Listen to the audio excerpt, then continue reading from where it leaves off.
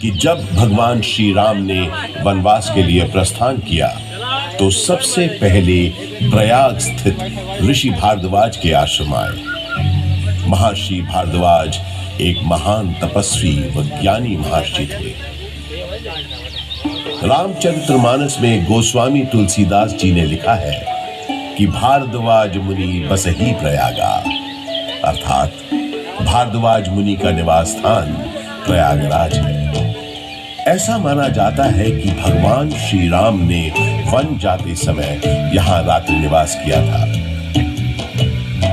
भारद्वाज ऋषि ने भगवान राम को विदा करते समय बताया था कि आगे जाने पर आपको एक बरगद का पेड़ मिलेगा जिसे शामवट कहते हैं। इसके नीचे बहुत से सिद्ध पुरुष निवास करते हैं। ये शामवट ही आज का अक्षय वट है।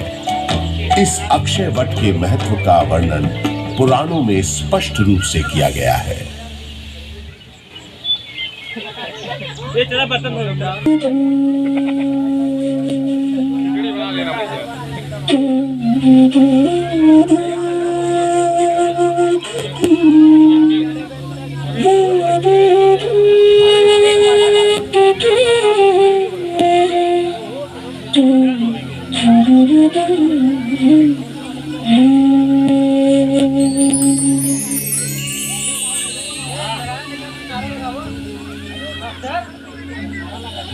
मूलं विष्णु स्वयं साक्षात् स्कंधा लक्ष्मी स्वयं शुभा।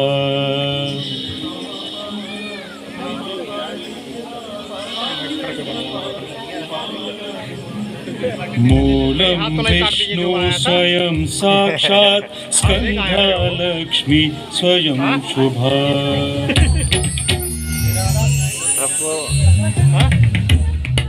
सबको शीर्षासन हो गया। पक्का जो बना हाथ कटा होगा। जा भैया बर्तन सब धुलो।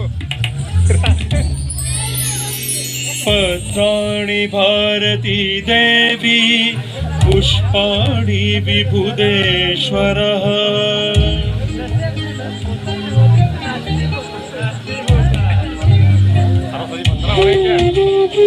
पत्राणि भारती देवी पुष्पाणि विबुधेश्वरः।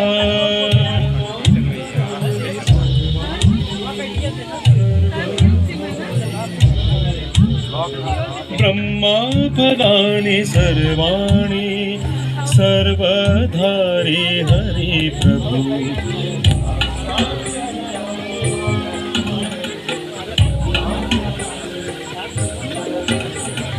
मूलं विष्णु स्वयं साक्षात् स्कंधा लक्ष्मी स्वयं शुभा।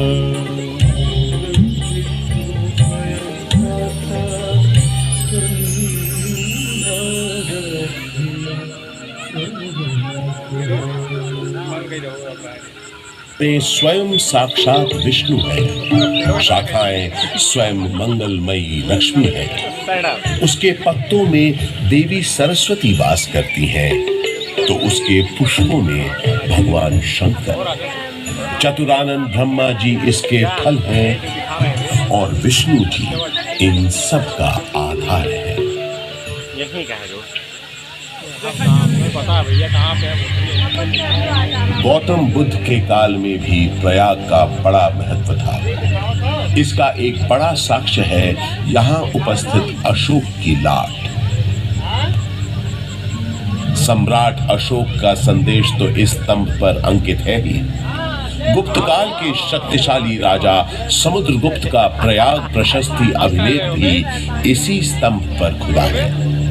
16वीं शताब्दी के अंत में सम्राट अशोक का ये स्तंभ उस किले का हिस्सा बन गया जिस किले का निर्माण संगम के किनारे मुगल बादशाह अकबर ने करवाया था।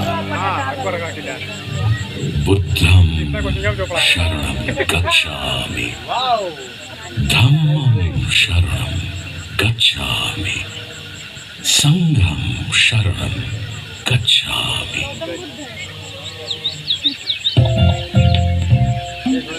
हजारों वर्ष पुराने इस प्रयाग नामक नगर के आध्यात्मिक और धार्मिक महत्व से बादशाह अकबर इतने प्रभावित हुए कि उन्होंने यहाँ एक नया शहर ही बसा दिया और उसका नाम रखा इलाहाबाद, जो वक्त के साथ साथ बन गया इलाहाबाद। अपनी भौगोलिक स्थिति, सुंदर आबोहवा और राजनीतिक महत्व की वजह से इलाहाबाद ब्रिटिश हुक्मरानों को भी बेहद पसंद आया और कुछ ही समय में ये शहर ब्रितानी हुकूमत का एक महत्वपूर्ण केंद्र बन गया। इलाहाबाद हाई कोर्ट इसका एक जीवंत उदाहरण है। देश के 4 उच्च न्यायालयों में से तो एक ये है ही। इसके अलावा अनेक महत्वपूर्ण और ऐतिहासिक फैसले देने का श्रेय भी इस न्यायालय को जाता है। शिक्षा के प्रसार के लिए अंग्रेजों द्वारा बनाया गया इलाहाबाद विश्वविद्यालय इस शहर को उनका दूसरा महत्वपूर्ण योगदान था। इलाहाबाद विश्वविद्यालय की स्थापना 16 नवंबर 1887 को हुई। पूरब का ऑक्सफोर्ड कहे जाने वाले इस विश्वविद्यालय का शुरुआती नाम म्योर सेंट्रल कॉलेज था। यहाँ का विजयनगरम हॉल और 7 खंडी मीनारें इतनी सुंदर और आकर्षक है कि आते जाते लोगों की निगाहें बरबस अपनी ओर खींच लेती है। 20वीं सदी की शुरुआत से ही इलाहाबाद हिंदी साहित्य का एक बहुत बड़ा केंद्र बनकर उभरा।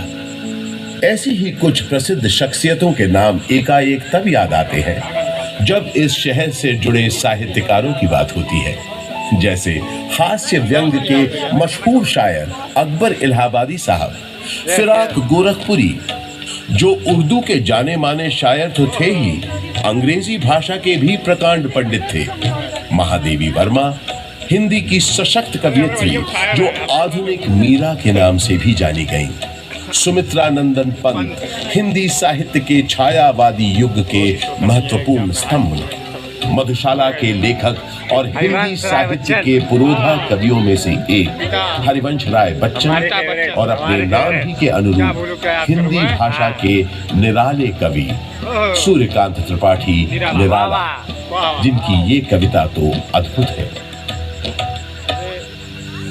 देखा मैंने उसे इलाहाबाद के पथ पर, वो तोड़ती पत्थर, चढ़ रही थी धूप गर्मियों के दिन। अरे हरिवंश राय बच्चन जी का हरिवंश राय बच्चन जी का दिखाओ। उठी झुलसाती हुई मधुशाला पूरी जो जलती हुई गर्द चिंगी छा गई। प्राय हुई दोपहर, वो तोड़ती पत्थर देखा मैंने उसे इलाहाबाद के पथ पर, देखा मैंने उसे इलाहाबाद के पथ पर।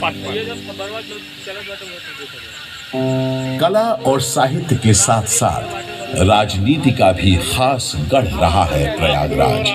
स्वतंत्रता संग्राम के अनेक शूरवीरों और गणमान्य व्यक्तियों का नाता इस शहर से रहा है, जैसे पंडित मोतीलाल नेहरू, राजर्षि पुरुषोत्तम दास टंडन, महामना मदन मोहन मालवीय आदि।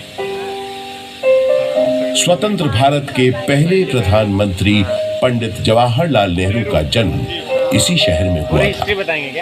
उनका घर आनंद भवन स्वाधीनता संग्राम की गतिविधियों का एक बड़ा केंद्र था, जिसकी वजह से प्रयागराज भी आजादी की लड़ाई का एक महत्वपूर्ण हिस्सा बन गया। आजादी की बातें करें तो मुझे याद आता है सन 1857 का स्वाधीनता संग्राम, जिसका गवाह मैं खुद रहा हूं। अनेकों भीषण लड़ाइयां मैंने देखी। एक बार तो मुझे लगा था कि बस हमें विदेशी हुकूमत से छुटकारा मिल ही गया, लेकिन इसे बदकिस्मती कहें कि अंत में बाजी पलट गई। परंतु इन युद्ध की वजह से इलाहाबाद एक दिन के लिए ही सही भारत की राजधानी बना। वो दिन था 1 नवंबर 1858। उस दिन प्रयागराज के मिंटो पार्क में एक शाही दरबार लगा था, जिसमें लॉर्ड कैनिंग ने महारानी विक्टोरिया का महत्वपूर्ण घोषणा पत्र पढ़ा। अरे पूरी हिस्ट्री बताएंगे। आज 1 नवंबर 1858 के दिन से हिंदुस्तान में ईस्ट इंडिया कंपनी का राज खत्म होता है। अब से इंडिया में मलिका विक्टोरिया का राज होगा। ब्रिटिश ताज की हुकूमत होगी यहाँ। मुझे एप्लीकेशन डाउनलोड करना चाहिए। उस दौर से निकलकर समय के साथ थोड़ा आगे बढ़े तो मुझे याद आता है अपने चारों ओर बाहें फैलाए ये विशाल पार्क, जिसके आंगन में खड़ा मैं आज आपको ये कहानी सुना रहा हूं। बात सन 1870 की है, जब एडिनबर्ग के ड्यूक एल्फ्रेड साहब इलाहाबाद आए थे। उन्होंने यहाँ आकर 133 एकड़ के इस बड़े से भूखंड पर एक विशाल पार्क का शिलान्यास किया था। उन्हीं के नाम पर तो इस पार्क का नाम पड़ा है एल्फ्रेड पार्क। ब्रितानवी हुक्मरानों ने इस पार्क के भीतर कई एक महत्वपूर्ण इमारतों का भी निर्माण करवाया। अब जैसे कि ये मशहूर गवर्नमेंट पब्लिक लाइब्रेरी। इलाहाबाद के उस जमाने के कमिश्नर फ्रांसिस ऑटवे मेन एक लाइब्रेरी बनवाना चाहते थे, जिसके लिए उन्होंने मशहूर आर्किटेक्ट रिचर्ड रॉस्किल बेन को बुलवाया और कहा, अभी नहीं टाइम यार, चलो यार। बेन, हमने तुमको